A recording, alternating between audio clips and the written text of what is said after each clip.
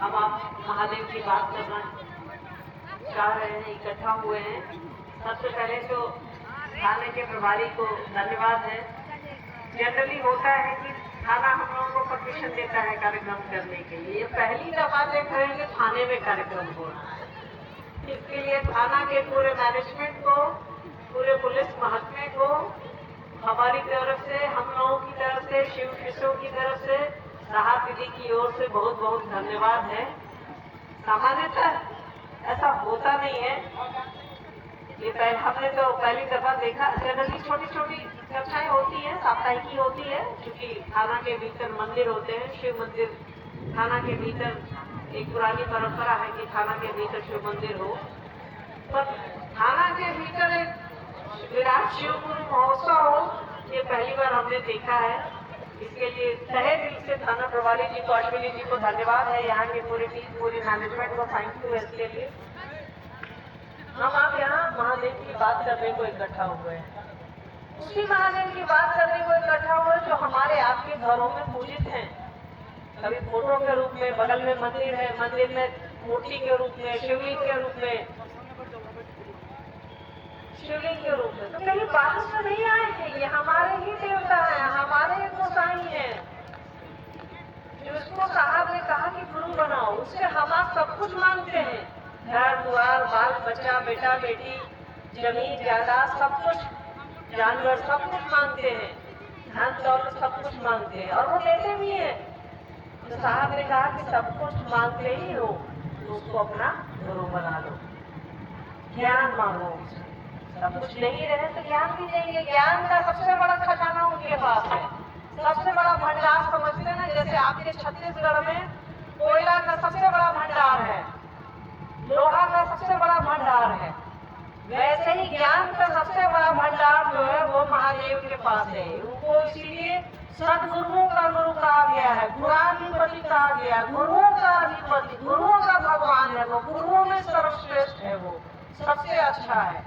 जैसे मान लीजिए कि आपके इस महावीरगंज में, रावणगंज में जो जिला है आपका बलरामपुर में, सबसे बड़ा कोई स्कूल हो, हाँ आपके बच्चे पढ़ते हो, तब उससे बड़ा क्या है। वैसे ही शिव से बड़ा कोई गुरु नहीं है, सब जो भी है उससे नीचे है। तो साहब ने कहा कि उनको अपना गुरु बनाइए और उनसे ज्ञान मांगिए, उससे दया मांगिए। इसके लिए उन्होंने 3 सूत्र दिए हमको और आपको। पहला सूत्र है अपने गुरु से दया मांगना है कि हे शिव आप मेरे गुरु हैं, मैं आपका शिष्य हूँ, मुझ शिष्य पर दया कर दीजिए। तो संबंध बनाना है। जैसे हम आप अपना समझते हैं ना, बाल बच्चा को, घर द्वार को, पति को, पत्नी को, परिवार को, माँ बाप को, कैसे अपना समझते हैं, सामान को। अभी देखिए ना, बारिश जैसा मौसम किए हुए ना, कई लोगों के घर दिमाग में चिंता होगी कि छत पर कपड़ा है, कूलर में लकड़ी है कि नहीं है। तो जिस चीज का ध्यान हमारे आपके भीतर रहेगा उस पर ध्यान चला जाएगा, जिसको अपना समझेंगे उस पर ध्यान चला जाएगा। जैसे आप सभी हमारे अपने हैं, साहब दीदी के हैं, तो ध्यान में है कि ये बारिश कहीं बरस जाएगी तो हम आप भीग सकते हैं। तो अब महादेव साहब दीदी थोड़ी देर इसको भी रोकेंगे, ताकि उनकी मर्जी है, वो जो चाहेंगे वो होगा। तो जिससे हम आप अपना संबंध बनाएंगे, उसकी फिक्र रहेगी, उसकी चिंता रहेगी, मन में उसका ध्यान रहेगा, ध्यान लगा रहेगा। तो साहब ने कहा कि अपना बनाओ शिव को। जब गुरु आपके अपने हो जाएंगे तो उनका काम भी कर दीजिएगा। काम क्या है? दूसरा सूत्र है, लोगों को बताना है कि शिव मेरे गुरु हैं, आप ये भी हो सकते हैं। महादेव को गुरु बनाने के बाद हमारे आपके जीवन में जो परिवर्तन हुआ है, जो बदलाव हुआ है, उसको समझा देना है और कुछ नहीं करना है। इसमें लगता है कि कुछ करना है, कुछ बोलना है, किसी को समझाना है, कुछ भी नहीं करना है। जो हमारे आपके जीवन में घटित हुआ है शिव को गुरु बनाने के बाद, बस वो बता देना है। और ऐसा कोई भी आदमी नहीं है इस धरती पर, जंगल हो, पहाड़ हो, घर हो, रेत हो, रेगिस्तान हो, महल हो, जिसने शिव को अपना गुरु बनाया है और उसके जीवन में बदलाव नहीं है, उसका जीवन बदला नहीं है, अच्छा नहीं हुआ, ऐसा कोई नहीं है। कोई भी खड़े होकर नहीं कह सकता है कि महादेव को हम गुरु बनाए, साहब दीदी को हम अपना समझे तो हमारा कष्ट कम नहीं हुआ, हमको परेशानी कम नहीं हुई। इसके लिए साहब ने कहा है कि दया मांगिए। दया हम आप मांगते हैं, उससे जुड़ते हैं और आगे बढ़ते हैं। तीसरा उन्होंने कहा कि नमः शिवाय से प्रणाम करने की कोशिश करिए। नमः शिवाय उनका मंत्र है, महादेव का मंत्र है, हम आप जानते हैं। तो मंदिरों में लिखा रहता है ना, ओम नमः शिवाय भी लिखा रहता है, नमः शिवाय भी लिखा रहता है, पंचाक्षर मंत्र भी लिखा रहता है। तो पंचाक्षर मतलब 5 अक्षर जिसमें है, तो नमः शिवाय ही पंचाक्षर बनता है, 5 अक्षर उसी में। तो इसी से अपने गुरु को प्रणाम करना है, उसको याद करना और कुछ भी नहीं करना है। ये पहले से चला आ रहा है, बस हमको और आपको मालूम नहीं था। वो महाकाल है, महामृत्युंजय है, उमापति है, गौरी शंकर है, क्या नहीं है वो। महादेव है, परमात्मा बोला गया है, परमेश्वर बोला गया है, उनको महेश्वर कहा गया है, गोसाई कहा गया है। हमारे आपके घरों में हर जगह गोसाई होते हैं ना, तो याद रखिएगा सबसे बड़ा गोसाई वही है। सबसे बड़ा कुल देवता, सबसे बड़ा देवता वो शिव है, जो हमारे आपके घरों में है। बस उन्हीं को अपना समझना है। किताबें कहती हैं, कई किताब आप रामायण, महाभारत, उपनिषद, पुराण का नाम सुने होंगे, सब में है कि महादेव को गुरु कहा गया है। वो जगत गुरु है, दुनिया के सबसे बड़े गुरु हैं। सब जितनी अच्छी अच्छी किताबें हैं, आप उसका नाम पूछिएगा तो उसको सब जगह मिलेगा। शिव को गुरु कहा गया है, सबसे बड़ा देवता कहा गया है। बस साहब ने कहा कि वो सब कुछ है ही, बस उसको अपना बना लो, अपना समझो, अपन वो अपना रहेंगे सब अच्छा रहेगा। ऐसा नहीं है कि हम आप पूजा नहीं करते हैं उनकी, अगरबत्ती तो दिखला देते हैं अपने घर में जहाँ कोना में रखे हैं। साहब ने कहा कि उसको जो कोना में रखे हुए हो उसको अपने दिल में रखो, अपने मन में उसको रखो। कोना में तो जगह दे दिए हम आप, पर उसको साहब बोलते हैं कि मन में रखिए, अपने दिल में रखिए। बहुत सारी चीजें हमारे आपके मन में है, हमारी आपकी चप्पल, छोटी से छोटी चीज हमारे आपके दिमाग में रहती है, जिसका कोई वजूद नहीं है, जिसका कोई मतलब नहीं है। और जो सबसे जरूरी चीज है वो परमात्मा, वो महादेव, हम आप उसको बस कोना में रखे रहते हैं। घर के कोना में उठे, अगरबत्ती दिखा दिए, नहा धो लिए, अगरबत्ती दिखा दिए, हो गया। क्या कभी उसको याद करते हैं कि मेरी ये सांस भी तुमसे चल रही है, मेरा ये जीवन भी तुमसे चल रहा है, मेरा परिवार भी तुमसे चल रहा है। हमको आपको लगता है कि हम आप चला लेते हैं, बिना किसी भ्रम में न रहिए, चलाता वही है।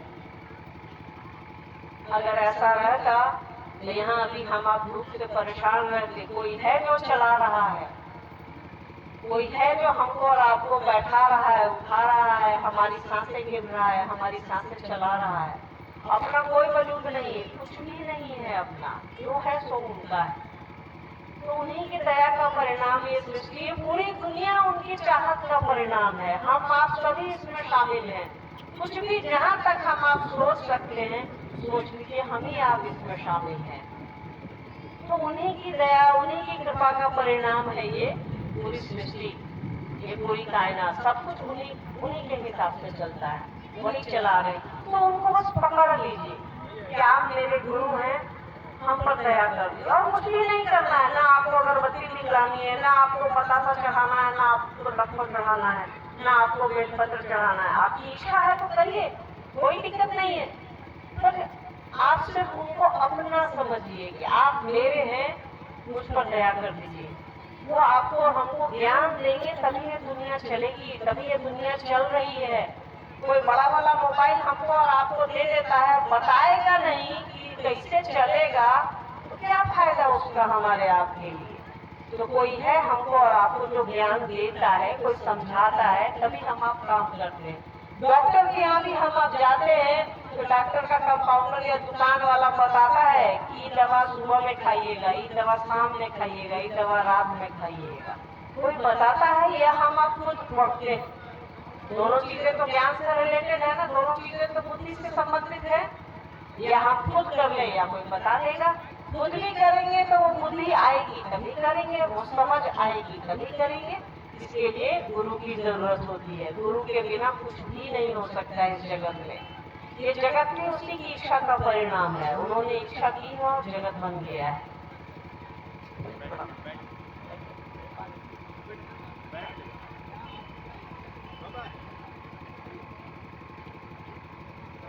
तो उससे दया मांगिए, ज्ञान मांगिए कि आप हमको बुद्धि दीजिए। सरकार दुनिया में तो भेजे हैं, ये आपका ही काम है हमको भेजना। अपने मन से कोई नहीं आता है और अपने मन से कोई नहीं जाता है। अगर जो आ जाता है तो जाना नहीं चाहता है, पर फिर भी हम आप चले जाते हैं। न कोई अपने मन से आता है। इस धरती पर अगर लोग ऐसे ही आते रहते तो कई ऐसे माँ बाप हैं जो निसंतान हैं, यानी किसी की मर्जी चलती है हमारे आपके ऊपर। हम आप अपने मन के मालिक नहीं हैं। छोटी छोटी चीजों में हमको और आपको लग सकता है कि हमने ये काम कर दिया है, हमने ये काम कर दिया, हमने वो काम कर दिया, पर सच यही है कि ये उस परमात्मा की इच्छा का परिणाम है। हम आज छोटा छोटा काम इसीलिए कर देते हैं कि हमारे और आपके भीतर भी वो शिव है, छोटी मात्रा में, थोड़ा सा है। जैसे चावल दाल बनाते हैं ना, तो उसमें कैसे थोड़ा सा घी मिला देते हैं हम लोग, तो खाने का स्वाद बढ़ जाता है। वैसे ही वो महादेव हमारे आपके भीतर है, थोड़ा थोड़ा है, तो उसको बढ़ाना है, उसको जगाना है, अपने भीतर उस शिव को जगाना है, अपने भीतर उस परमात्मा को जगाना है, जिससे हमारे आपके जीवन का स्वाद बदल जाए। खाने में हम आप अचार ले लेते हैं, घी ले लेते हैं, नमक ले लेते हैं, चीनी मिला लेते हैं, तो स्वाद बदल जाता है कि नहीं बदल जाता है। वैसे ही वो परमात्मा हमारे आपके जीवन का स्वाद है, जो हमारी आपकी दिशा और दशा को बदलते हैं, हमको और आपको समझाते हैं, चलाते हैं, कुछ काम के लिए समझाते हैं कि ये करना है या नहीं करना है। अब आप कह सकते हैं कि वो तो दिखते नहीं है, तो समझाएंगे कैसे? वो हमको और आपको अपने ही जीवन से, अपने ही काम से, अपने ही हाथ पैर से समझाते हैं। आपकी ही आंख से वो परमात्मा आपको देखता है, मेरी ही आंख से वो शिव देख रहा है, उसी के यूनिट हम सभी हैं। तो इसके लिए शिव को गुरु बनाइए। इससे अच्छा कोई गुरु नहीं है, इससे अच्छा कोई पिता नहीं हो सकता, इनसे अच्छा कोई माँ नहीं हो सकती है, इनसे अच्छा कोई दाता नहीं हो सकता है। तो किसी से मांगिएगा तो कहेगा नहीं है या है, तो शिव एकमात्र ऐसे दाता है जिससे आप मांगते हैं तो मिलता है। इसके लिए गुरु की आवश्यकता है। गुरु बनाइए और अपने जीवन को सुखमय करिए, शिवमय करिए। देखते हैं कुछ जिज्ञासाएं हैं क्या।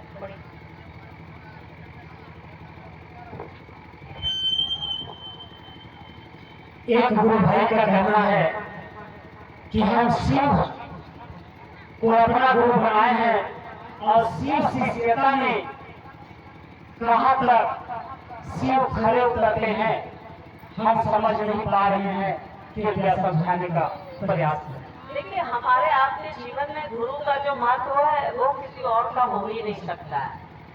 हमने कहा ना कि वो परमात्मा आपकी ही आंखों से काम करता है, हमारी ही आंखों से काम करता है, हमारे ही हाथ पैर से काम करता है। वो गुरु अपने शिष्य में उतरते हैं। स्कूल कैसे आप समझते हैं कि कोई बहुत अच्छा स्कूल है? आपके मालिकगंज रामानुजगंज का कोई बहुत बढ़िया स्कूल होगा, कैसे समझते हैं? बिल्डिंग से समझते हैं, उसके घर से समझते हैं, उसके बच्चों से समझा जाता है कि उसके विद्यार्थी का 10वीं में कितना नंबर आया है, मैट्रिक में, इससे हम आप समझते हैं कि वो स्कूल कैसा है। 12वीं में कितना नंबर आया है, इससे हम आप समझते हैं कि वो स्कूल कैसा है। किसी स्कूल के बच्चे डॉक्टर, इंजीनियर, कलेक्टर बनते हैं या नहीं बनते हैं, उससे हम आप समझते हैं कि स्कूल बहुत बढ़िया है। सिर्फ बिल्डिंग से नहीं समझ में आता। तो गुरु कैसा है? गुरु हमारे आपके मन में उतरा है या नहीं है, हमारे आपके आचरण में, हमारे आपके जीवन में उतरा है या नहीं है, ये विद्यार्थी बताएगा। ये हमारा और आपका आचरण बताएगा कि हम आप शिवशिष्य हैं या नहीं हैं, या बन रहे हैं या बनने की दिशा में आगे बढ़ रहे हैं। सिर्फ बोली से नहीं, बोली से तो हम आप बहुत कुछ करते हैं, बोली से तो हम आप सब साहब हजरत जी और नीलिमा नीलमानंद जी से ऊपर है, पर क्या हमारा आपका आचरण शिवशिष्य जैसा है? तो आचरण में गुरु दिखते हैं, आचरण में टीचर दिखेगा आपका, आचरण में शिव दिखेंगे। तो हमारा आपका आचरण जैसा होगा वैसा शिव दिखेंगे, वैसा गुरु दिखेगा।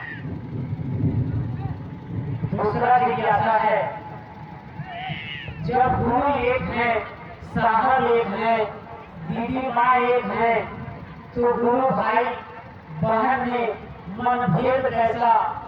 दीदी विस्तार पूर्वक समझाने का प्रयास करें। देखिए, गुरु एक है हमारे आपके, साहब दीदी एक है हमारे आपके, तो मनभेद कैसा? पहले तो मनभेद होता नहीं है, मतभेद होता है। मन में अगर भेदभाव हो तो ये ठीक बात नहीं है। मतभेद हो सकता है, किसी को रोटी पसंद है, किसी को चावल पसंद है, किसी को आलू पसंद है, किसी को कद्दू पसंद है। आपके घर में 2 संतान होंगे, आपके दोनों अलग अलग स्वभाव के होंगे। हाथे में 5 उंगली है कि नहीं है? सब अलग अलग, छोटी बड़ी है, पर जब मुट्ठी बांधते हैं तो सब एक है ना। तो कुछ हो सकता है कि मेरी बात आपको बुरी लग सकती है, आपकी बात मुझको बुरी लग सकती है, पर ये थोड़ी देर के लिए होना चाहिए, बहुत लंबे समय तक नहीं होना चाहिए। आप और हम गुरु को पकड़े ही नहीं है। जिस दिन गुरु पकड़ा जाएंगे उस दिन मतभेद खत्म हो जाएगा, याद रखिए। जिस दिन साहब दीदी हमको और आपको पकड़ लिए या हम आप साहब दीदी को पकड़ लिए, उस दिन मतभेद खत्म हो जाएगा। उस दिन न हम अलग हैं, न आप अलग हैं, सभी एक है, सभी शिव शिष्य है, सभी साहब दीदी के लोग हैं। हम आप शिव शिष्य है ही नहीं, होइएगा तब ना, है ही नहीं होइएगा तो ऐसे ही मतभेद होता रहेगा, मनभेद होता रहेगा। शिव का शिष्य बनिए, साहब दीदी का आदमी बनिए, मतभेद नहीं होगा, ना मनभेद होगा। अगर ये चीजें हो रही हैं, समझिए हम आप उस दिशा में आगे नहीं बढ़ रहे, आपस में ही उलझे रहिएगा तो दिक्कत होगी। ठीक, अगला जिज्ञासा है, शिव गुरु की चर्चा में समिति का क्या अर्थ है, समझाएं। लोग समिति के नाम पर शासन कर रहे हैं, विस्तार पूर्वक दीदी बताने का प्रयास करें।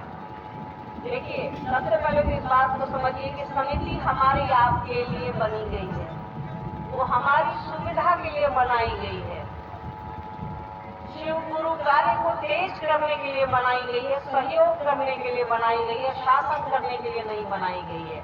और रही बात समिति की, तो समिति के बारे में साहब ने कहा है सहयोग करिए, शासन नहीं करिए।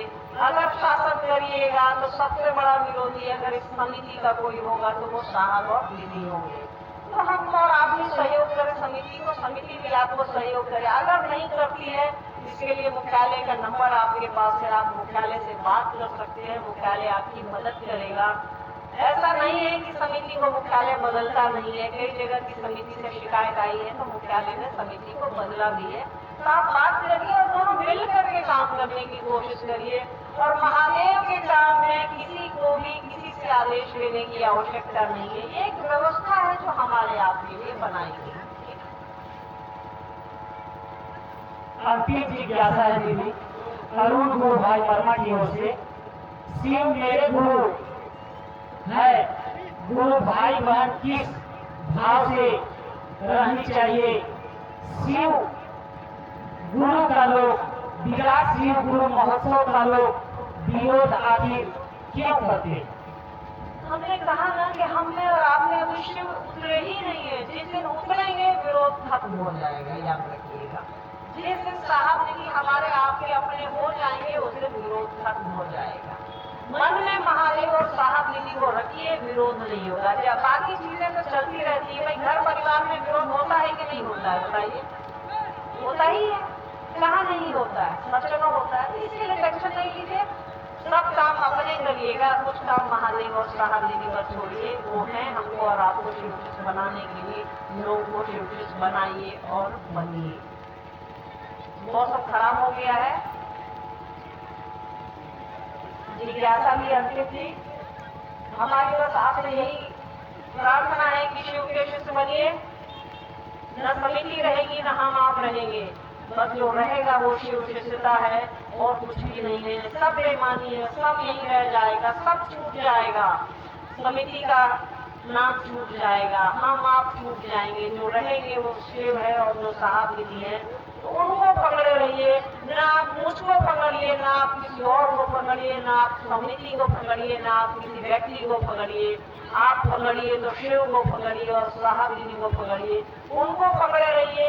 ये जीवन भी अच्छे से गुजर जाएगा और जो जीवन नहीं दिख रहा है वो भी अच्छे से गुजर जाएगा।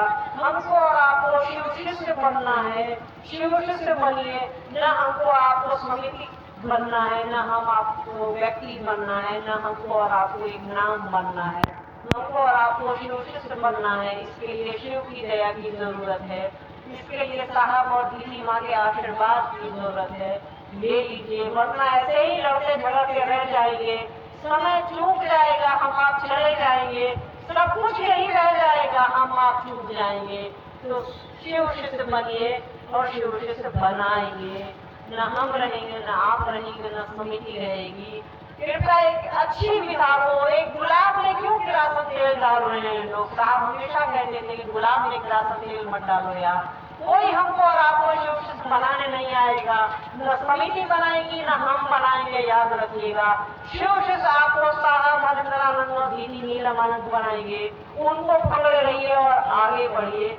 आप सभी के चरणों में मेरा प्रणाम। सुरक्षित घर जाए, बारिश आने वाली है, तेज पानी पड़ सकता है, सुरक्षित घर जाए। सभी के चरणों में मेरा प्रणाम।